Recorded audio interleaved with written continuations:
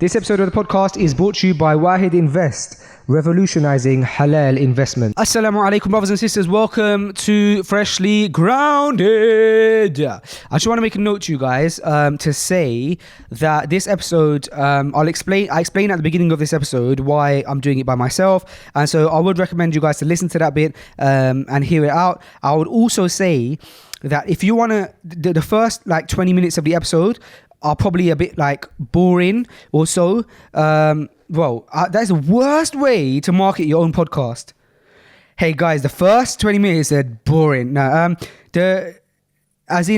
just kind of rambling, but after the break, right? After about the first 20 minutes, I go for a little break. After that bit, I really recommend you guys listen, because that's where I start talking about investing in your death. Salah, missing Salah, like some really, really cool stuff that I think is really interesting. So if you do think I'm not going to listen to this because he's got no guests, I would say two things. A, please do listen to the beginning, and I'll explain why I'm doing this episode. Hopefully that makes a little more sense. And B, feel free to skip to that middle bit, because I think that I mentioned some stuff that has been going through my mind recently. I'd love to get your guys' thoughts on it. This episode is brought to you guys by Wahid Invest. Wahid have been so cool. They've been sponsoring these episodes for us for a while now. And yeah, man, they've been amazing to work alongside. And it's a really, really, really cool platform. It's a really cool platform. So what Wahid basically do, guys, is they're an online platform, and you can basically invest your money into Wahid. So you put your money into Wahid, into your account. You can invest as little as £100. And what they do is they invest your money into halal businesses. So businesses that don't deal with alcohol, tobacco, adult films, riba, anything like that. And on top of that, they have a screening system. They have a Sharia board and a compliance system where they can check that the contracts and the decisions made by these companies are halal, and they do all the hard work for you. They invest your money into these companies. You can choose your risk level, and your money will make money, inshallah. And the advantage of this is that when you put your money into your savings account, let's say you have savings, you're saving up for something. When you put your money into a savings account, you're gaining interest, and then you have to figure out how to sort that out. And with Wahid, you don't have to do that. You're not getting interest, but you're still, inshallah, increasing the money. Obviously, it's investment, so there's a risk. So do read the FAQs. But Wahid have helped people all around America invest their money into halal portfolios, and now they've come to the UK. You can start with as little as £100. Get your account activated instantly. And start investing with Wahid. Wahid Invest, revolutionizing halal investments. Check out freshlygrounded.com/Wahid.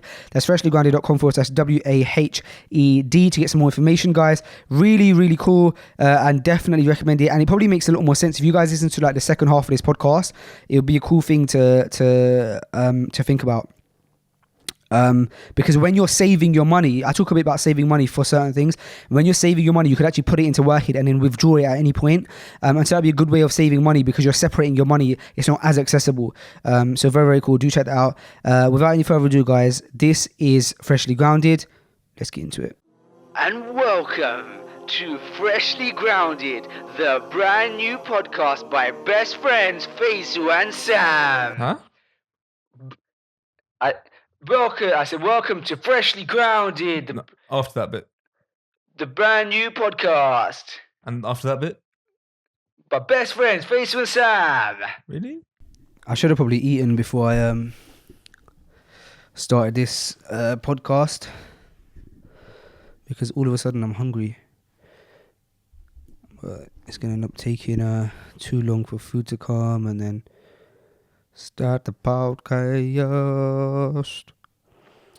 Hey guys, welcome to Freshly Grounded.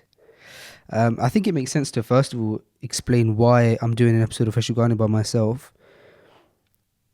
and also speak about what's happening. Okay, so what's happening? I'm doing an episode of Freshly Grounded by myself today because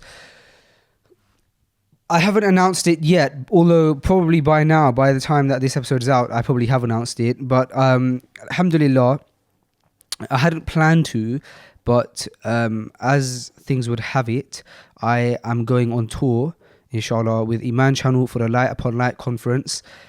which Mufti Menk is headlining. So I will be officially touring with Mufti Menk, inshallah, which is really cool because it was just a few, maybe like weeks ago, that I was saying that I really want to have Mufti Menk on the podcast, and Musa was trying to make it happen, and obviously Mufti doesn't really know much about me, and so perhaps this is an opportunity to make that happen. So maybe, I don't want to say for definite and get everyone like excited for it, but maybe there could be an episode soon with Mufti Menk, inshallah. But also maybe not, because although I will be traveling with him for about 5-6 days, and I'm going to be with him for the majority of that time, I don't know how much access I will have to him other than at the event. I also don't know, I know that he has kind of like a protocol.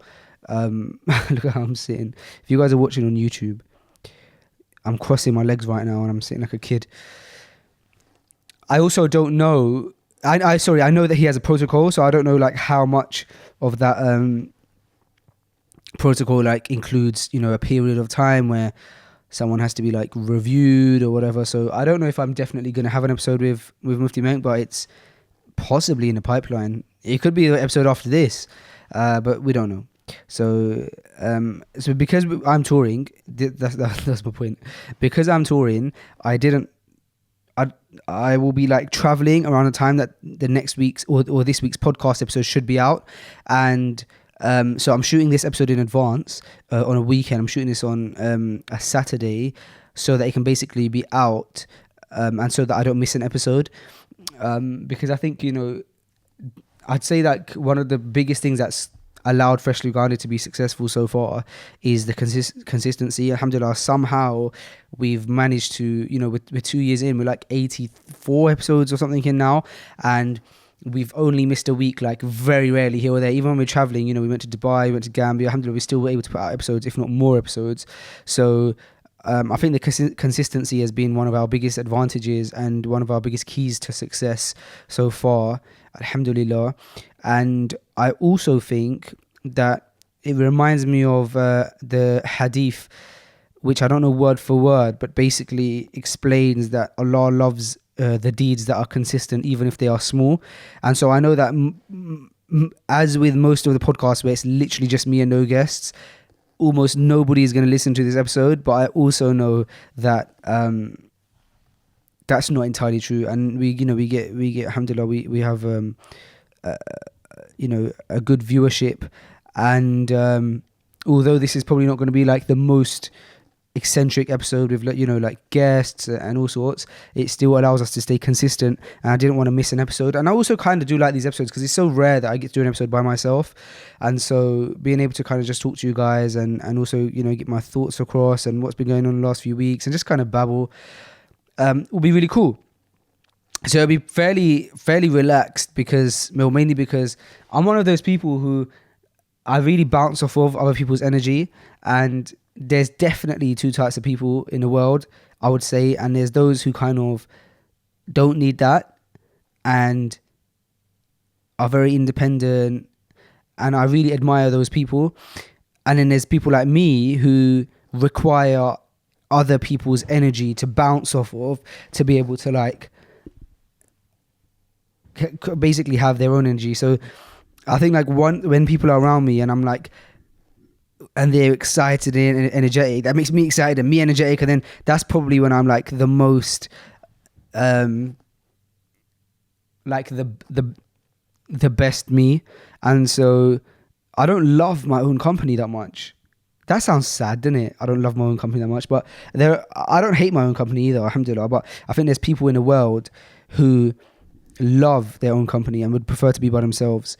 And some of you are probably listening right now, and some of you are probably thinking, that's me, I love my own company and I hate being around others, and others are probably thinking, I love being around others. So that's why we're doing the episode. I didn't want to miss an episode. I don't know what's going to happen over the next week. I've got a bit of time off work. I thought I would have longer. So obviously during this like holiday period, most people have about 2 weeks off work, and you're pretty much off from like the 21st of December till like the 2nd or 3rd of Jan, if you're lucky, really. And that's what I thought I was going to have. I thought I had like a nice 2 weeks off. So I was like thinking about what I could plan to do with the family and all that. And then, alhamdulillah, Iman Channel basically approached me about this tour. And it sounded like an opportunity not to be missed. So after a bit of deliberation, I decided to go ahead with it. And so I've only got, I think, 6 days off work rather than the full 2 weeks. And today is one of those days, and I'm actually coming to work. So I've got 5 full days off work, and I'm trying to stick to it because I do hate not being productive. Like, I hate not doing things, and so to have 5 full days off is going to be tough. But I also think that it's very, very important, and it's very also important very much to balance your time and to give your family your time and stuff like that. And I think a lot of us kind of get caught up in work. So yeah, I've got 5 days off, and then I'm back at it, man. Traveling from Thursday. And doing a 5-city UK tour. We're going to start in Glasgow. We're going to end up in Manchester, Birmingham, London. So there's a few cities that we're hitting. And I'm going to be living the tour life for 5 days, which is going to be testing because when you're traveling, you're put in difficult and uncomfortable situations. This is why Allah makes a lot of the stuff easy for a traveler. But that's going to be me. I'm very much looking forward to it. I think it's an opportunity I'm very grateful for, but I also know that it's going to be very testing. It's going to be testing for me to be patient because I think that I have a bit of lack of patience, and I think that people don't know that about me because they only get to see the best side of me because I'm putting out what I put out. But I think we all have sides of ourselves that we don't love about ourselves, and I'm always trying to work on my patience. And so being and living with like a huge team of people who are basically taking this massive conference and touring with it, so with all the equipment and all the people and all the behind the stage people and the the production team and then all of the performers, and the speakers. It's going to be a massive deal, and so I'm gonna have to be on top form with my patience and being a good person. So it'll be challenging, but it'll be fun, and there'll be lots of people, so I will kind of be able to bounce off of their energy. So yeah, I'm trying to do my best. I'm going to try and do my best to be the best I can be. But I do get some time at home with the family, and I as much as I'm like saying that it's going to be challenging, I probably wouldn't want to change anything.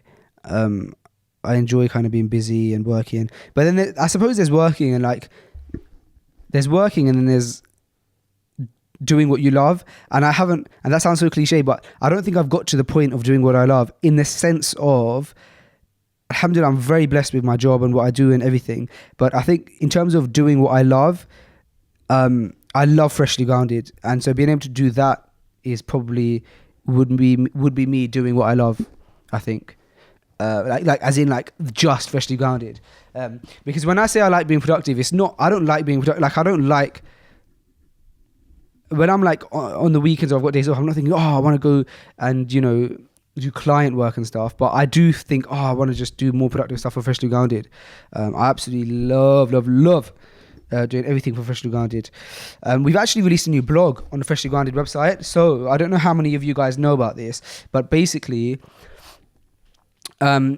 Freshly Grounded is obviously an alternative media outlet to some extent, not really, but kind of, and it allows us to kind of say what we want to say, do what we want to do, create an avenue for Muslims and non-Muslims. But I'm not naive. I know that the majority of our audience is Muslim, and to be able to create this avenue where people can hear our thoughts and inshallah perhaps even be inspired to implement things such as praying and stuff in their life, but I'm also aware that we're lacking on the side of having that outlet for sisters. And a lot of people, one of our biggest criticisms is probably like the idea of like not having enough sisters on the show, and I'm very much aware of that. And I'm not saying that this is obviously the complete solution, but we created the Freshly Grounded blog because we wanted to be able to use the platform that we have to be able to widen our form of outreach, basically, like the way we push things out. And so I've always really been interested in, actually no, that's not true, I haven't always been interested in reading or writing, but I've been interested in reading and writing definitely more so since university. And so I love reading articles. I read the news every single day. I don't watch it, I read it. And I mean, there's no more benefit to me, it's just like a load of rubbish most of the time. And I love writing. I've recently found a new love for writing. I haven't had a way to outlet my writing, my thoughts. So I wanted to create something kind of for myself and for others. And so I thought, what better way to do it than to create a blog on Freshly Grounded and have you guys basically and other people who listen to the podcast to be able to contribute to the blog. And so I basically set up this whole new website, and I set up a blog on it, and I opened up, and it's still open. I opened up the applications for contributors, and it's always going to remain open. And then I read through people's applications, and I accepted people. And we're kind of definitely on like a trial stage right now, trying to figure out, and it's new for everyone, but I'm loving it, man. Like, we've had some amazing articles published, especially by sisters, like amazing articles where I think I'm learning new things, like this sister recently released an article on Freshly Grounded, and it's called it's basically about motherhood and postpartum depression, which is basically depression that a lot of mothers get after they've given birth, and it can happen straight after they've given birth, it can happen like a year later, and it can last a month, or it can last a year. It's so varied. And I've actually experienced someone in my family had a similar thing, and that's where my eyes opened up to it more so. But I've actually had friends who also are married, and their wives have gone through it.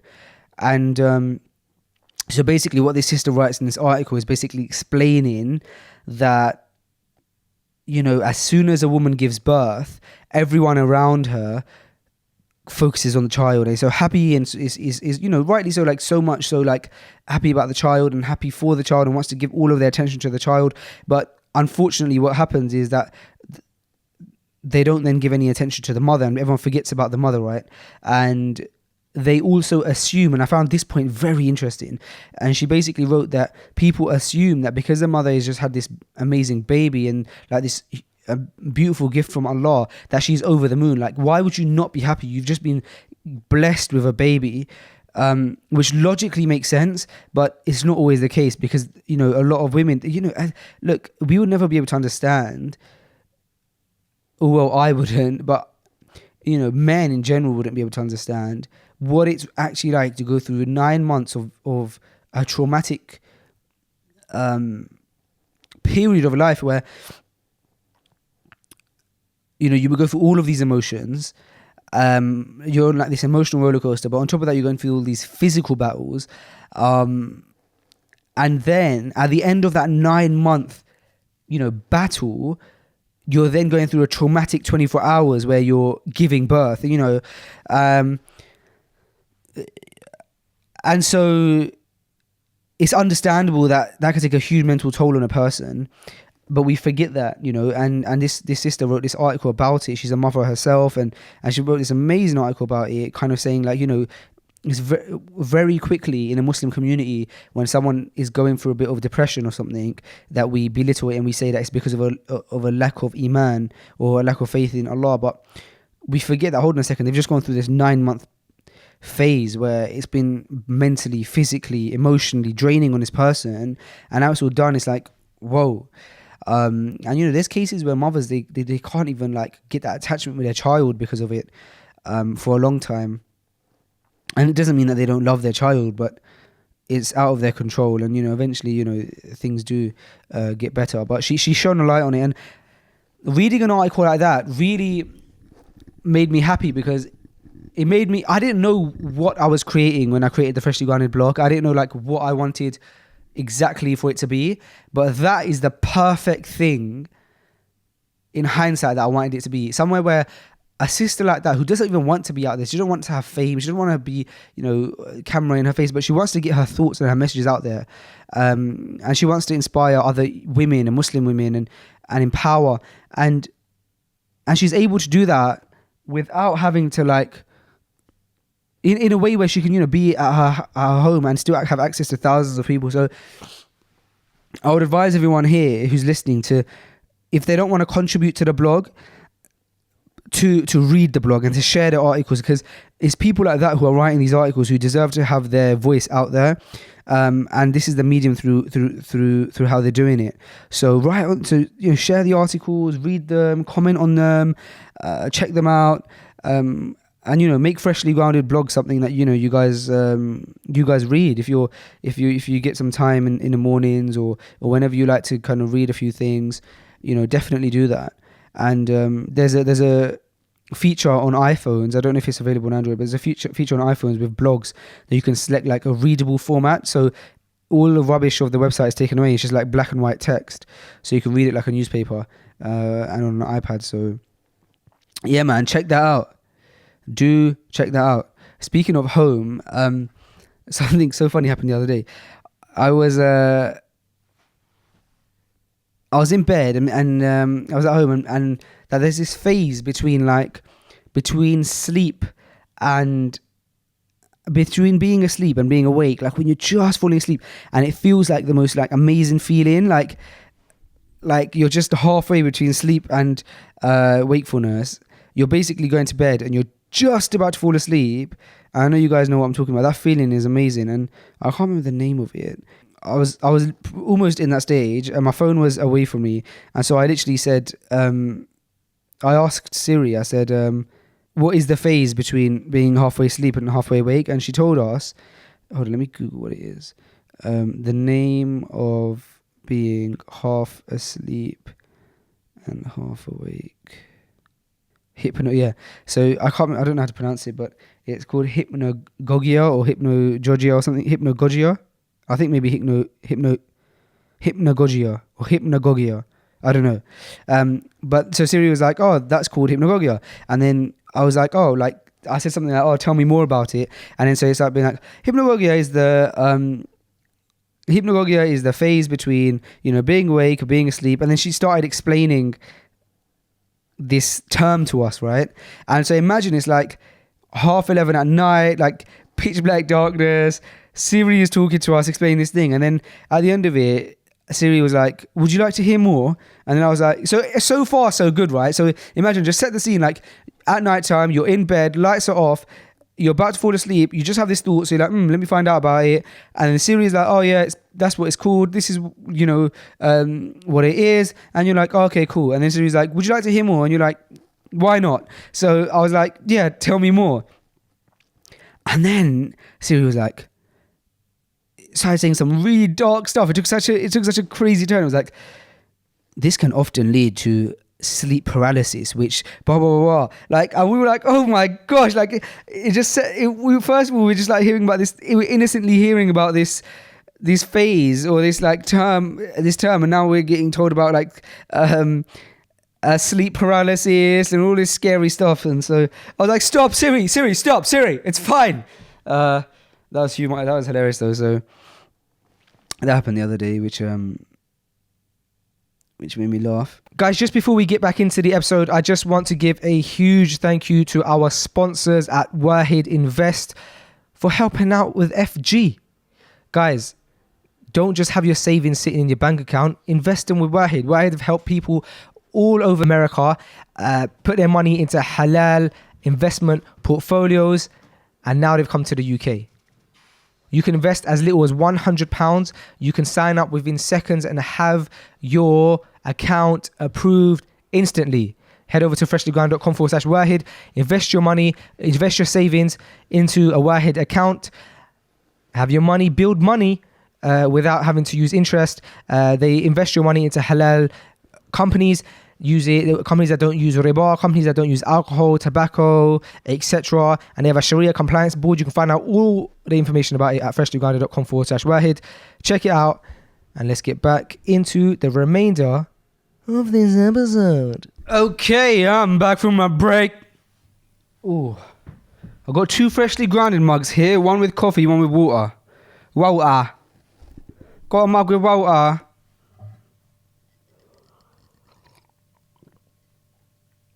Oh, the water at the office is nice. Guys, how weird is this, yeah? How amazing is our brain that... Listen to how amazing our brain is. yeah, slightly, not in a disrespectful way, but slightly odd, yeah?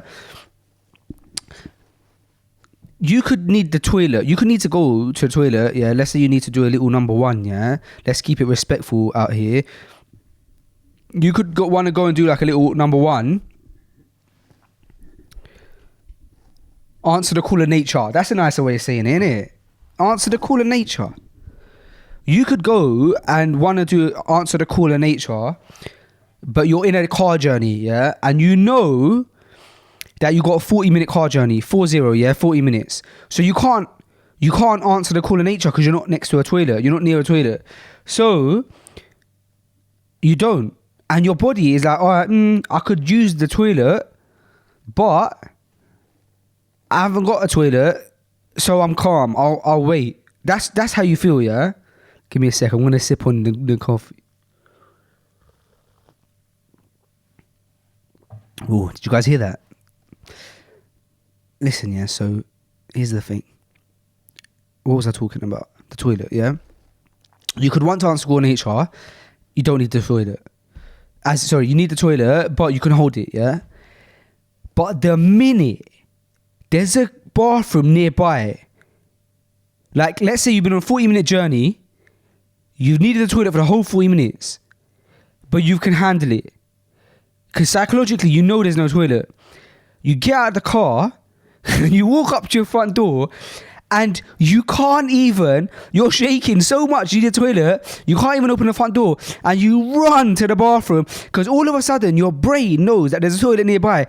And like, you can't even stand still, and you're shaking, and like, your brain is going insane. It's like, I can't handle it, I can't even handle one more minute, I need to go to the toilet, How mad is that? Or is it just me that goes through that? I spoke to Nate about it yesterday, and Nate was like, bruv, I've had that as well. It's mad. It's so funny. Or like, not even if you're going on a drive, but even if you're just like at the office, you just sort of like, but I've got to finish this task. You finish the task, half an hour goes. And then you're like, you need the toilet, you go to the bathroom, everything's calm, like on your way there, you still need the toilet just as much. But then the minute you enter the bathroom, that's it. You're like trying to get Charles off as fast as possible. That's a madness. How mad is psychology? I'm so interested in psychology, which is insane because I studied it as one of my modules in uni and I wasn't that interested. And then like, I went into the real world and I was like, raw. The brain is mad. And then I've been seeing other people like just being themselves, and it intrigues me like what is happening in their brain. Now I'm so intrigued by the brain.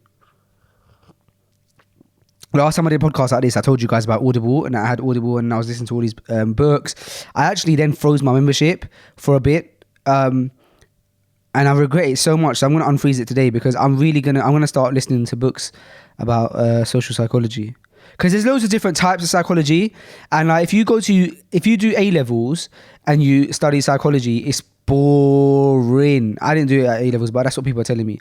But that's because they probably teach you some dead stuff. But if you study social psychology, that's the interesting one. That's the one where like trying to figure out like why is it that people lie? Why do people steal? Like does their background have an impact, and all these like really interesting studies like the prison studies, and that's all social psychology.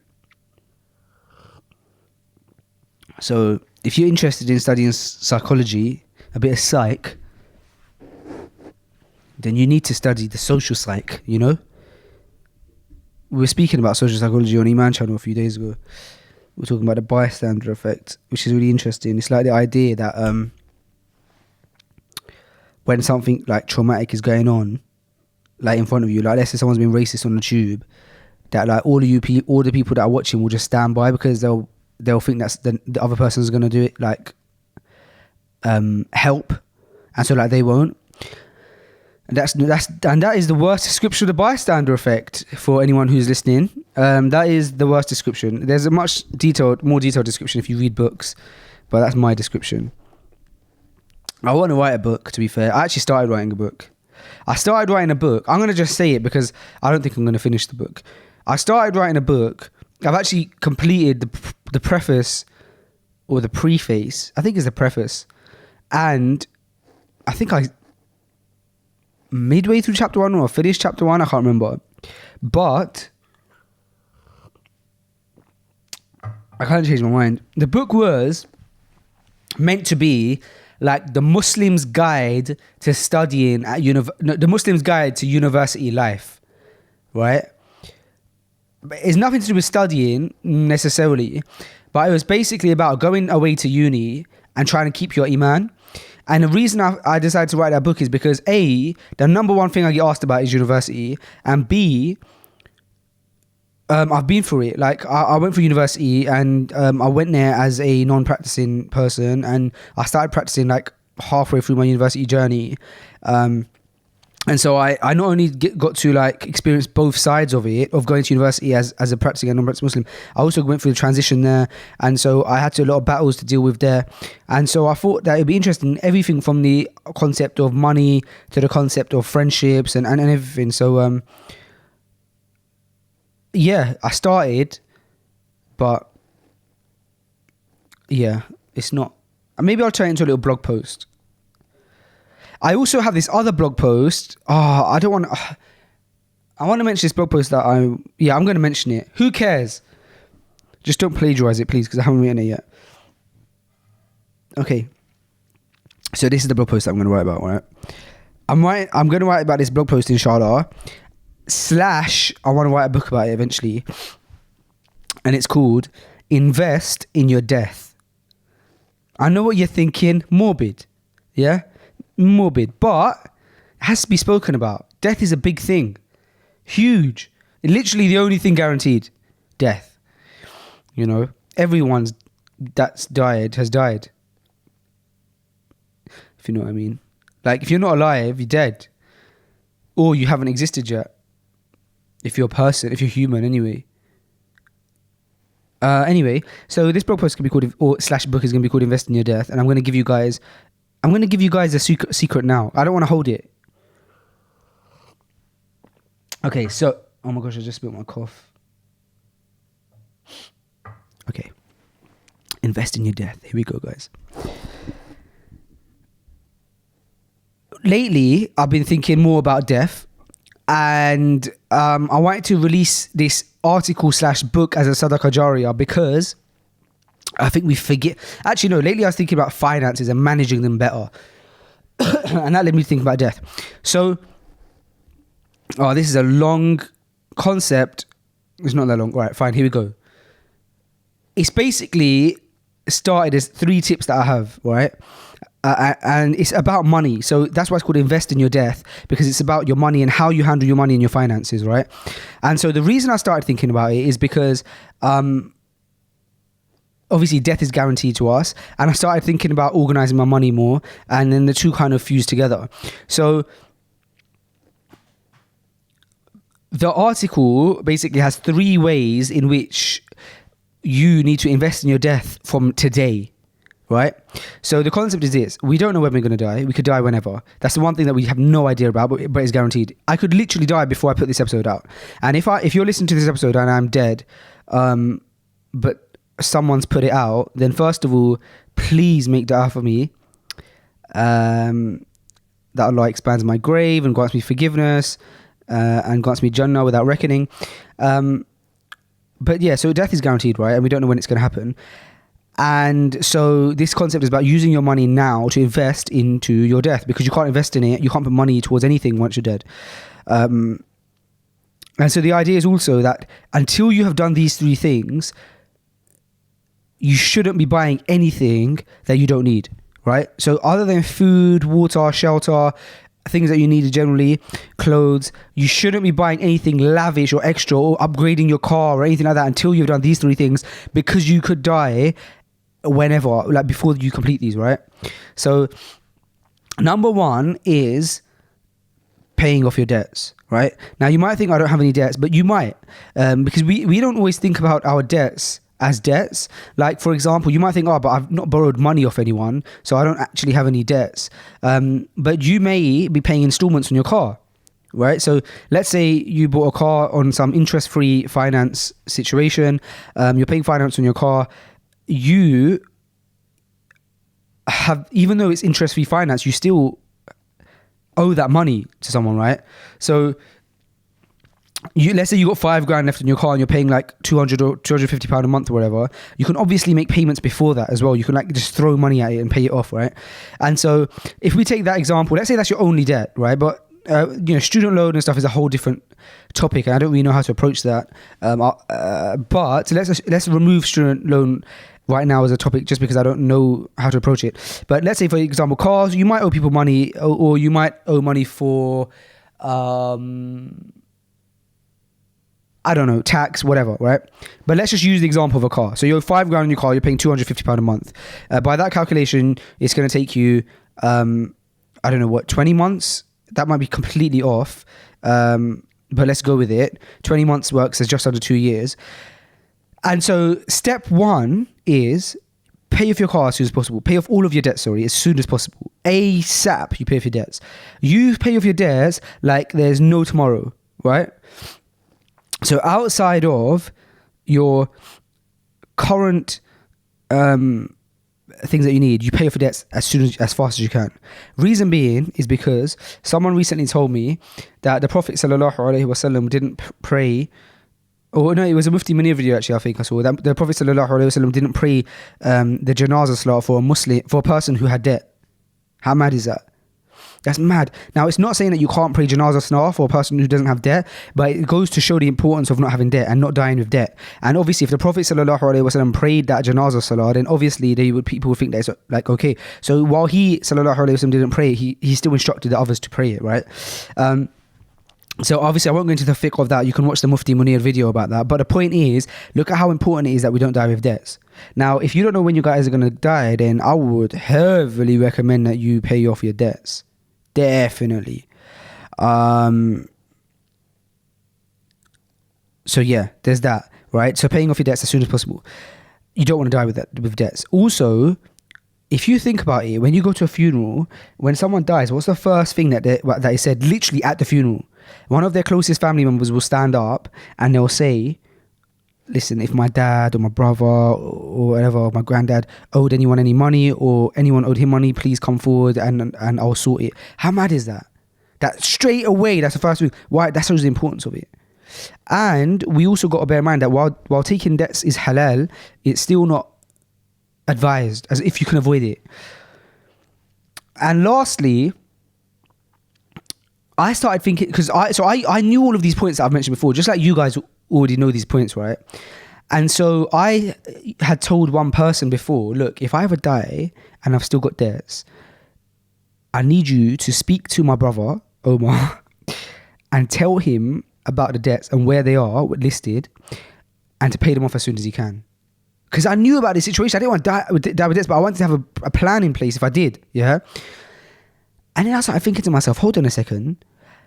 And may Allah bless Omar and grant him Jannah and grant him guidance, more guidance and knowledge and everything and wealth and happiness. But my point is that when I don't know when I'm going to die, where I'm going to die, what the situation of my family's going to be, if my family's going to be alive, I don't know anything. So why am I putting it in the hands of someone else where, let's say, for example, I die with debts and I have for example, let's say I have 50 grand worth of debts. How do I know that whoever I've appointed to pay off my debts, how do I know if my family members are going to A, have enough money, or B, let's say even if they're like, all right, cool, you know what? How do I know what the situation of their iman is going to be? How do I know what their financial situation is going to be? And what if even they're like, all right, cool, we need to sort this ASAP, but it still takes them a year. What? So a year, I'm in the grave with debts. You know what I mean? It's not worth the risk. So number one, before anything, is pay debts. That was my thing, right? So I started thinking all right, if I want to do things, for example, like pay off your car and stuff, the problem is that I feel guilty if I'm not giving sadaqah, right? And then I started thinking what's the better thing to do if you have debts and you want to pay sadaqah? Is it better to pay the debts or pay the sadaqah? Because there is inshallah, as you guys, there's a level of guilt when you don't give a sadaqah for a while, right? Let's say you've gone a whole month or 2 months or 3 months, you know what I mean? Or maybe you only give sadaqah in Ramadan once a year. You feel guilty, you think I haven't given sadaqah in a while, not even a tenner. You know what I mean? You think, So I was thinking I feel guilty if I don't do that. So then I started looking it up and like, what's better if I pay sadaqah or pay off my debts with that money, yeah? And then I started seeing that you got to pay off your debts.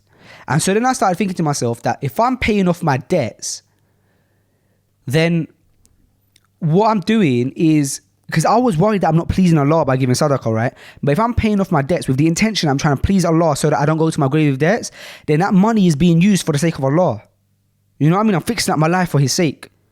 So that immediately took my guilt away instantly.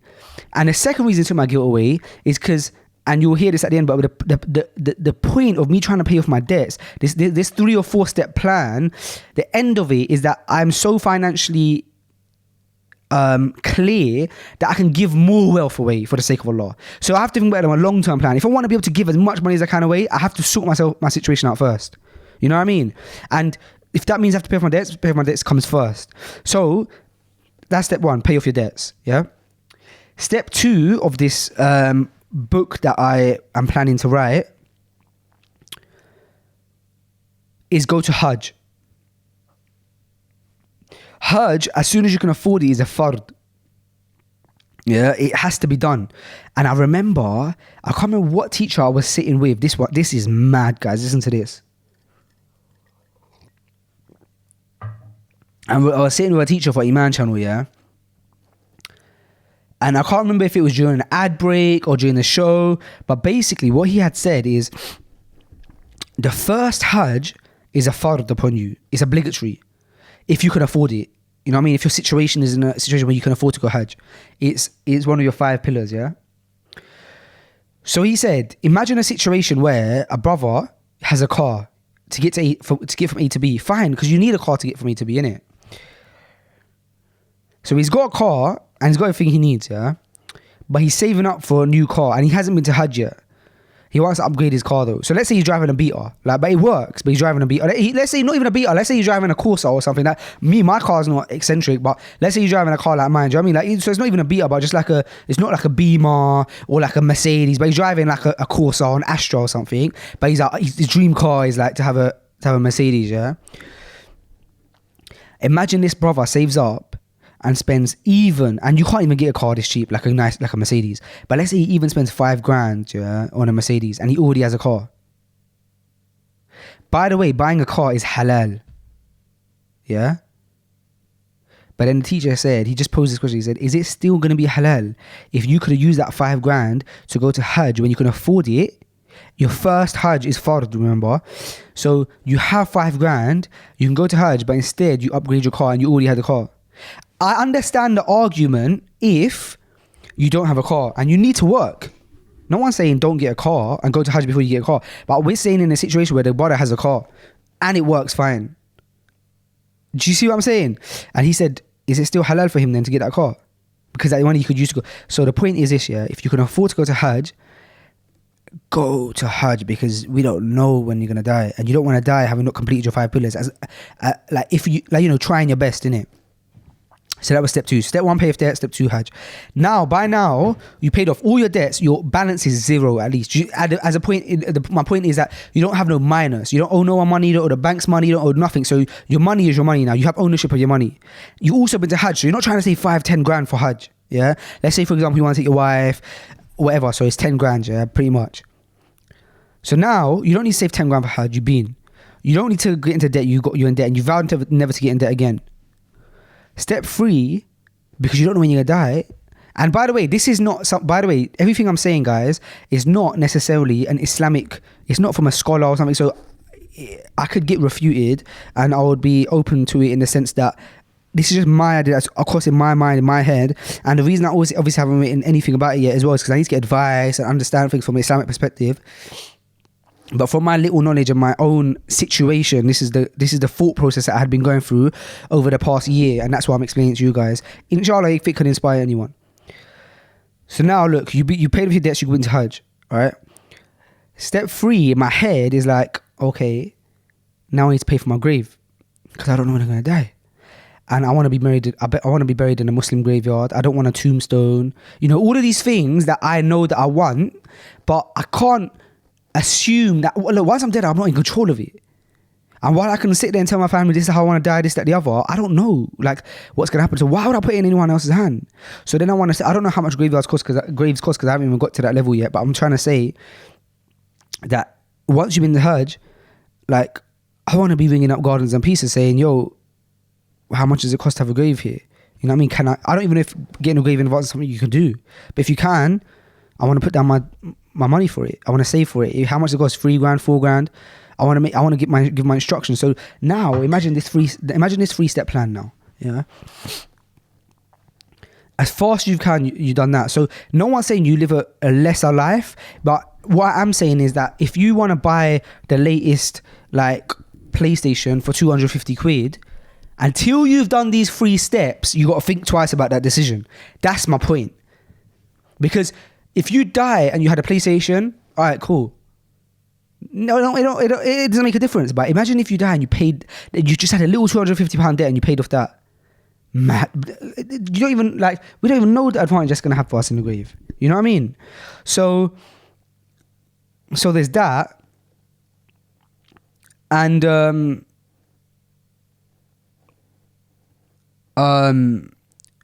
that's step 3. Sorry, I'm just falling off track because I don't know. Oh my gosh, I was about to speak here. Imagine I was about to speak, and then I started drinking coffee, and then I was about to speak again, and all I ended up having is I just spilled coffee all down myself. Oh no, and my top is gonna get stained. I spilled my coffee all down my beard, everything. Someone's guaranteed someone's gonna make a screenshot or a footage of that, put it on Insta. Okay, so my beard smells of coffee now. Great. That's step 3 now, yeah. So the final step 4. Sorry, I said it was 3 steps, but this is the 4th step. You've now paid off your debts. You've been to Hajj. And you sorted yourself out in case... So now, at this point, if tomorrow you die, alhamdulillah, you paid off your debts, you've gone to Hajj, and you have put steps in motion to make sure that you're not sinning, but you're not like in a situation where you have a grave that is like a bit not how the graves are meant to be, you know what I mean, in Islam. So step 4 now is giving for the sake of Allah. So now that you've got yourself in this situation, you give for Allah's sake as much as you can. You know what I mean?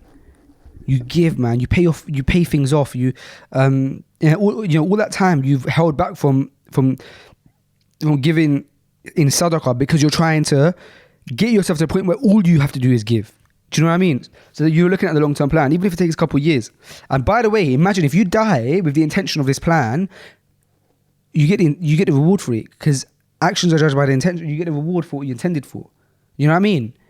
So make that intention now as you listen to the podcast, and if you die, khalas, it's all good, inshallah, because you made that intention you had this long-term plan to give for Allah. You had long-term plan to build masajid. You had long-term plan to pay people's fees, all sorts of stuff.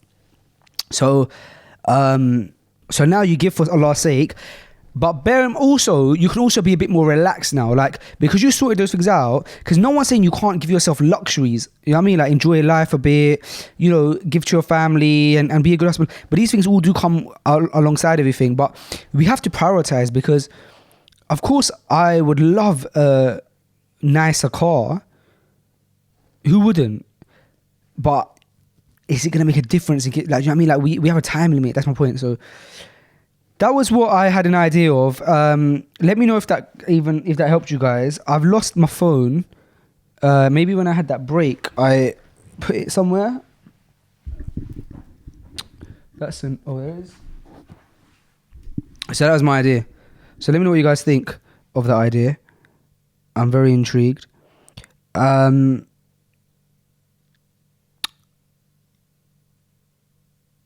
I was just looking at a few notes that I had made, but they're a bit pointless now, to be honest.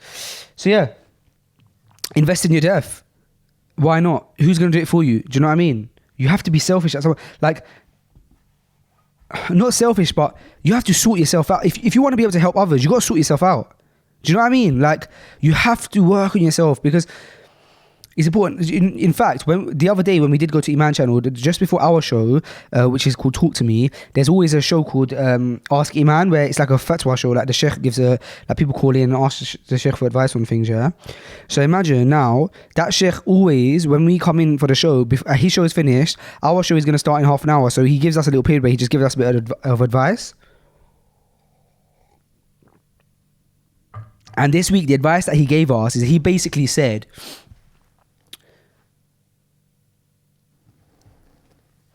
that we have to, that he's saying that he's seeing in the youth in society now that we're giving more attention to the sunnah, as in to the wider good than the fard. Yeah. So he said, yeah, that a person now, let's say for example, I want to spread good. Yeah. So I find this video that I think is so important for the ummah. Yeah. Or like this campaign, like I want to campaign to, let's say for example, an amazing cause, yeah, like something I think is amazing is there's a charity called Al-Ishara, I think, and they are helping deaf Muslims. How important is this, guys? Because why we neglect things like that, like because we don't go for it, we forget to be empathetic, and look how amazing they're creating a material for deaf Muslims to access Islamic material, because so many Muslims who are deaf are leaving Islam. Why? Because they don't have access. They don't have access to material. They can't listen to lectures, etc. So they get, what an amazing cause, right? So let's say, for example, I hear about this cause, and I'm like, this is amazing. I want to post about it online, or I want to run a campaign for them. So in running a campaign for them, I'm so busy, which is a beautiful thing, that I'm so busy doing it, and I really want to get this page set up and all this kind of stuff, that I miss my salah. This is what the sheikh was saying. And he said, what we've done now is we're so caught up in the stuff that is good that we're forgetting the stuff that is fard. First, you got to pray your salah. Like, don't even, and that's the same thing I'm talking about the money just now. Like, if you're trying to give, like, you're trying to build this mosque, but you're in a situation where you could die with debts, and you're doing this and that and the other. Like, you have to look at the long-term plan. So yeah, he gave us that advice. It was amazing. Like, it just hit me like raw. And we've actually got a post up in the office, and it actually had nothing to do with religion. It was about work in the office, about our company, but it actually relates so much to this exact thing. And the poster says, first do the required and then do the admired. Wow. First do the required and then do the admired. That is important, guys. Very important. Do you know what I mean?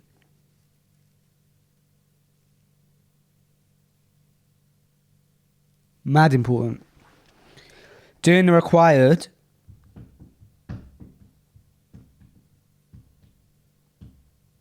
and then the admired. Sorry, I was just thinking about it. But think about that in anything in life. Like, think, right, that's deen. With deen, you should do the required for the admired. But then think about other things. Like, think about your work. Like, you know what? It also relates to that Mohammed Hoblos talk here, where he basically says, "Oh, amazing, man." So he goes and says that there's people in the world who say, "Oh, I don't pray salah, but I'm a good person." Yeah. And the way he explained it, I think, was amazing. He goes, imagine now a situation where, so to those people who say, I don't pray salah, I don't pray 5 times a day, but I'm a good person, I give charity, this, that, the other. He said, imagine a person who gets a new job at a factory, yeah? And then their job is to move boxes from section A to section B. So they come to work the first day of the job, and they see section A, they see all the boxes, and then they see section B, it's empty, yeah. And so they see where they got to move the boxes. They're like, all right, cool, that's what I'm gonna do. But first, it's my first day at work, so let me just give say hi to all the employees and get to know them. So he goes and greets all the employees, gets to know them, has a bit of conversation with them, and then when he's done, he goes upstairs to the kitchen and makes himself a little coffee. While he's making himself a coffee, he's looking at the kitchen. He's like, wow, this is a mess. So he spends time cleaning up the whole kitchen. Then, as he's drinking his coffee, like I am now, he's looking outside the window and he's seeing all the trucks are disorganized. So he's like, you know what, I'm going to go organize the trucks. So he gets the keys and he moves all the trucks so they're organized in the right way and they're parked up properly. By the time he's done all of this, it's time to go home. It's 5 o'clock. So he goes home. So he said that when his boss comes in the next day and he sees that the boxes have not been moved from section A to section B, even though this guy has done so much good, has he done the one thing that he's been asked to do, which is move the boxes from section A to section B? Nah. So is he going to be fired or is he going to keep his job? He's going to be fired because he didn't do the one thing that he's there to do. The other stuff is a bonus, it's extra and it's good, but first do the required and then the admired. And I thought that was amazing. Amazing. When he said that analogy, I've told it to so many people. Wow. All right, guys, listen, I'm going to end the podcast here. And inshallah, I don't know what's happening with this tour situation. I don't know who's going to be the next guest on the podcast, but you guys will just see. I've got a few good, amazing guests lined up, inshallah, for the future, for the next few episodes. So yeah, keep in touch. I'm so sorry if this has been boring to anyone because I haven't had any guests on, but yeah, I wanted to make sure I kept an episode out, and yeah, I'd love to hear you guys' feedback, and inshallah I will see you guys next week with inshallah a really cool guest and maybe even a bonus episode with Mufti Menk. We don't know. Assalamu alaikum wa rahmatullahi wa barakatuh.